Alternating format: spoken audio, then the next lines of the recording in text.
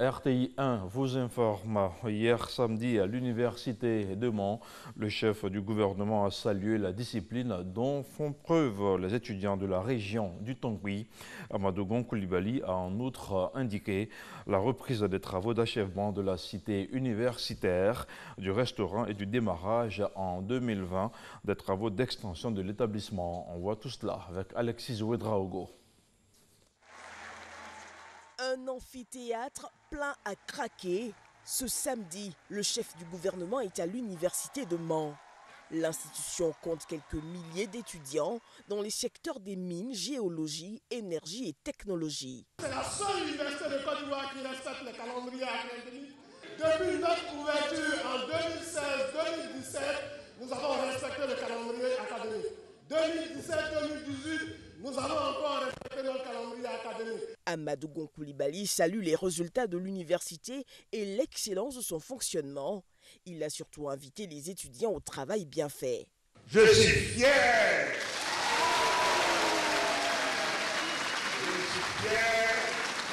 D'avoir en face de moi des jeunes qui ont décidé donc de travailler.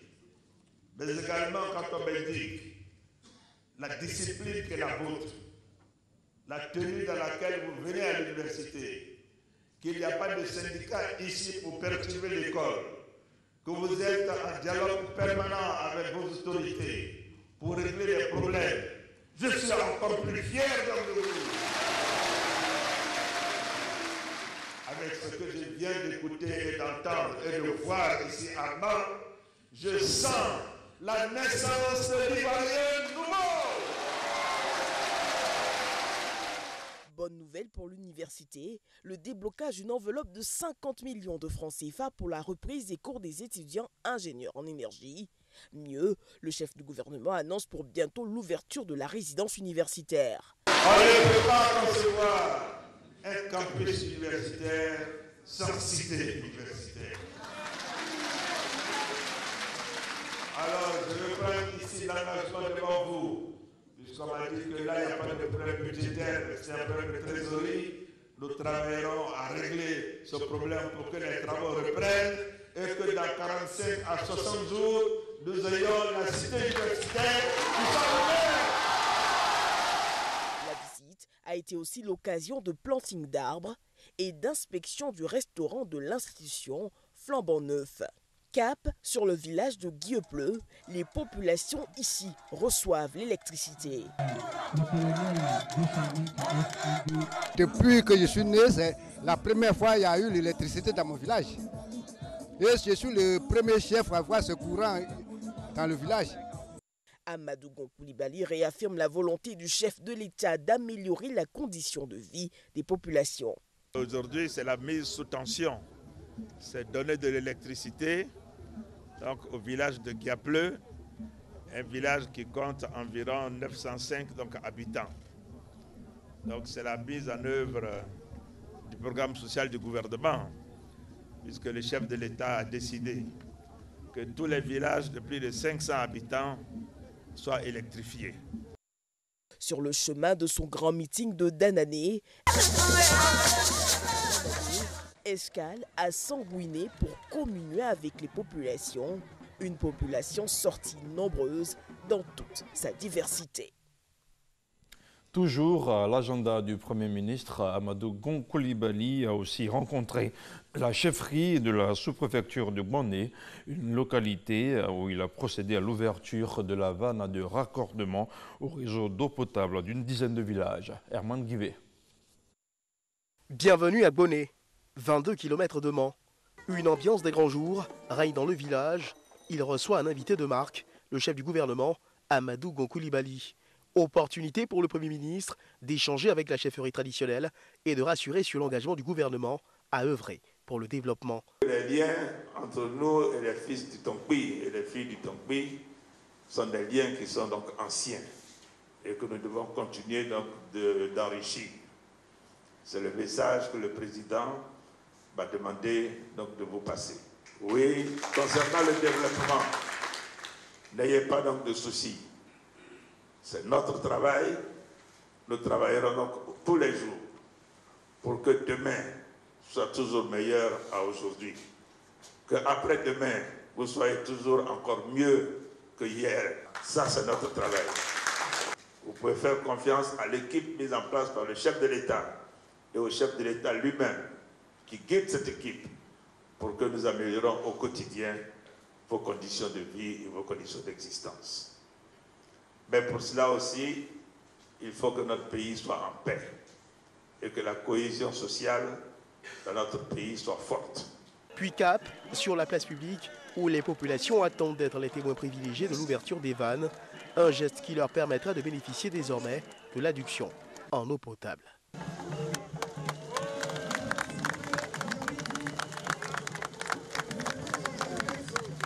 Je suis un Premier ministre très heureux et ce bonheur est également le bonheur du président de la République. Et je suis heureux de voir que tous les jours que Dieu fait, nous posons donc des actes concrets qui vont dans le sens des orientations qui ont été données par le chef de l'État. Tout ça, ce sont des actes posés au quotidien pour améliorer les conditions de vie des populations. Oui, nous agissons. Le président Alassane Ouattara agit. Son gouvernement agit. Il y en a qui peuvent parler, mais nous agissons. De l'eau incolore, inodore et sans saveur coule désormais à volonté dans les foyers de Bonnet pour le grand bonheur des populations. Et ici à Abidjan, le ministre de la Promotion de la Jeunesse et de l'Emploi Jeune a initié une rencontre avec la nouvelle recrue des guichets Emploi Jeune. Il s'agissait pour Mamadou Touré de s'imprégner des conditions de travail des assistants conseillers et des points focaux des différentes mairies. Le reportage de Christelle Bédédia est commenté par Walter Amadou Ouattara. 2 mois après leur recrutement, les 402 assistants conseillers et points focaux des mairies à charge d'accueillir et d'informer les demandeurs d'emploi dans les guichets emploi échangent avec le ministre de tutelle. Mamadou Touré est venu s'enquérir de leurs conditions de travail. Manque d'équipements et d'infrastructures, analphabétisation des jeunes en quête d'emploi dans certaines régions, autant de difficultés auxquelles sont confrontés les assistants conseillers et les points focaux des mairies. Les conditions de travail sont vraiment difficiles. Nous sommes confrontés à un problème de retard, ce qui nous empêche de pouvoir apporter les données à temps à la direction régionale pour que les données soient traitées par les personnes de ressources. Nous ne sommes pas découragés par rapport aux difficultés que nous rencontrons. Parce que, mine de rien, nous arrivons à travailler. Nous voyons que ce qui est en train d'être fait porte du fruit, donc il n'y a pas de raison de se décourager. Malgré les difficultés, la mission tient ses promesses. De quoi réjouir le ministre de la Promotion de la Jeunesse et de l'Emploi des Jeunes. Je note avec satisfaction que les guichets emploi, qui sont quand même une nouveauté dans notre pays, sont opérationnels et sont à même d'accueillir les jeunes dans le cadre des programmes que nous allons lancer. Maintenant, ce que nous avons comme retour donc des assistants conseillers, c'est des points d'amélioration pour faciliter l'accès des jeunes aux différents programmes et ces points d'amélioration seront pris en compte. Le ministre invite les jeunes à s'approcher des guichets emploi afin de bénéficier des différentes opportunités d'emploi mises à leur disposition par le programme social du gouvernement. Le gouvernement a mobilisé les opportunités. Sur un objectif de 500 000 opportunités, nous avons quand même pu mobiliser à ce jour 346 000 opportunités, j'ai dit pour les stages, pour les TIMO. Et il faut que les jeunes viennent saisir les opportunités que le gouvernement est en train de mobiliser pour eux avec l'appui des partenaires techniques et financiers. Au total, 201 assistants conseillers et 201 points focaux ont pris part à cette rencontre. Les guichets emploi offrent 5000 opportunités d'emploi et de stage à tous les jeunes de Côte d'Ivoire. Abidjan abritait cette semaine la 3e édition du Forum international de la culture client et de l'accueil FICA, un FICA 3 qui mettait à l'honneur le Royaume du Maroc. 2 jours meublés essentiellement de rencontres B2B, de conférences, d'expositions et de partage d'expériences. Si l'objectif était de valoriser certains acteurs du secteur, l'édition 2019 du FICA a mis un point d'honneur sur le digital. Nous retrouvons encore une fois Walter Amadou Ouattara. L'accueil est la première marque d'attention que l'on accorde à un client ou usager. Annick, directrice générale de l'Académie du service de Côte d'Ivoire, l'a bien compris. Elle initie depuis 3 éditions le Forum international de la culture client et de l'accueil FITCA. Le digital, une clé pour révolutionner la qualité de service en Afrique, c'est le thème choisi. Le digital, pourquoi? Parce que nous sommes en retard, faut le dire, sur tout ce qui est qualité de service, expérience client. Et aujourd'hui, le digital nous permet d'être en contact avec nos clients, quel que soit l'endroit où le client se trouve. Et c'est vraiment important qu'on utilise ces outils-là pour pouvoir améliorer la qualité de service. Le pays à l'honneur est le Maroc. Le secteur digital, le développement, service à la clientèle est fractionné en plusieurs sous-secteurs, mais en tout cas plus de 10 milliards de dirhams, c'est-à-dire 1 milliard d'euros, sont exportés par le Maroc chaque année via les différentes entreprises. Et plus de 69 000 emplois ont été créés entre 2014 et 2018. Donc c'est un secteur très porteur. Présidente du FITCA 2019, la ministre de la Modernisation de l'Administration et de l'Innovation du Service public, Raymond Goudou Kofi, profite de l'opportunité pour promouvoir les actions de son département liées à la digitalisation. Le portail Milieu est un outil interactif dédié à l'usager client qui a pour but de recevoir les requêtes des citoyens. Milieu peut être accessible via le site internet www.servicepublic.com. La charte d'amélioration de l'accueil vise ainsi à renforcer les liens de confiance entre les usagers et l'administration à travers la promotion de la culture de l'accueil, de l'écoute, du recueil des attentes des citoyens et la facilitation de leurs accès aux services publics. Le FITCA 2019 au siège de la CGC dans la commune du Plateau se résume à 2 jours meublés essentiellement de rencontres B2B, de conférences, de partage d'expériences et d'expositions. Bosokwe ou encore La boule de feu, c'est l'œuvre qui porte la signature de l'enseignant-chercheur Yao Ngeta. Dans son ouvrage, l'auteur véhicule un message essentiel, celui de la préservation de nos langues maternelles, tout en maintenant la flamme allumée. La présentation de l'œuvre avec Franck Kwadio.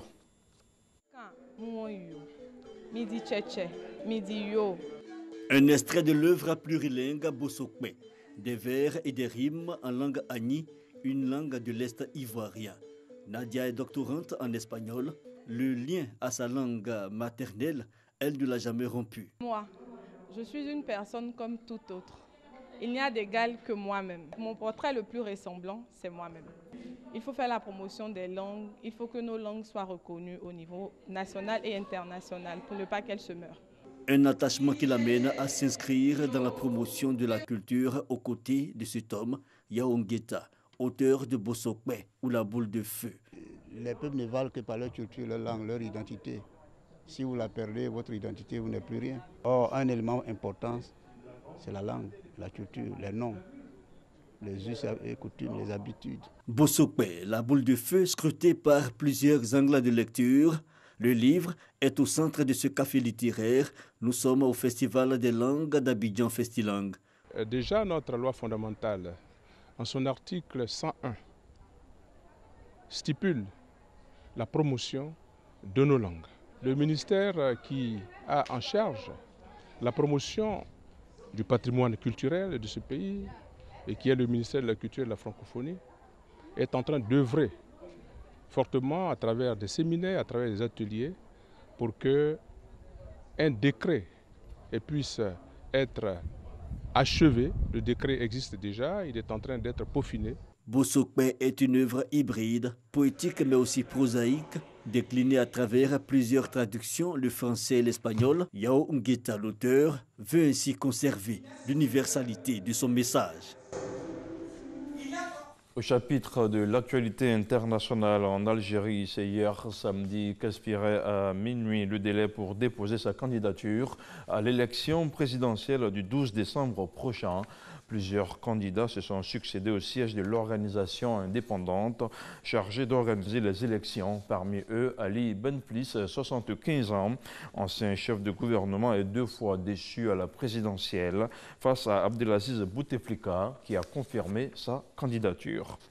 Et puis en Guinée-Bissau, les forces de l'ordre ont violemment empêché samedi la tenue d'une manifestation organisée par l'opposition. Une opposition qui réclame le report de l'élection présidentielle prévue le 24 novembre prochain. Les violences ont fait 1 mort et plusieurs blessés dans une ambiance de plus en plus tendue à 1 mois de l'échéance. La communauté internationale, en l'occurrence la CEDEAO, insiste sur le respect du calendrier. Et c'est ici que l'on s'arrête pour ce point d'information sur RTI 1. Je vous retrouve la semaine prochaine dans Matin Bonheur. À bientôt.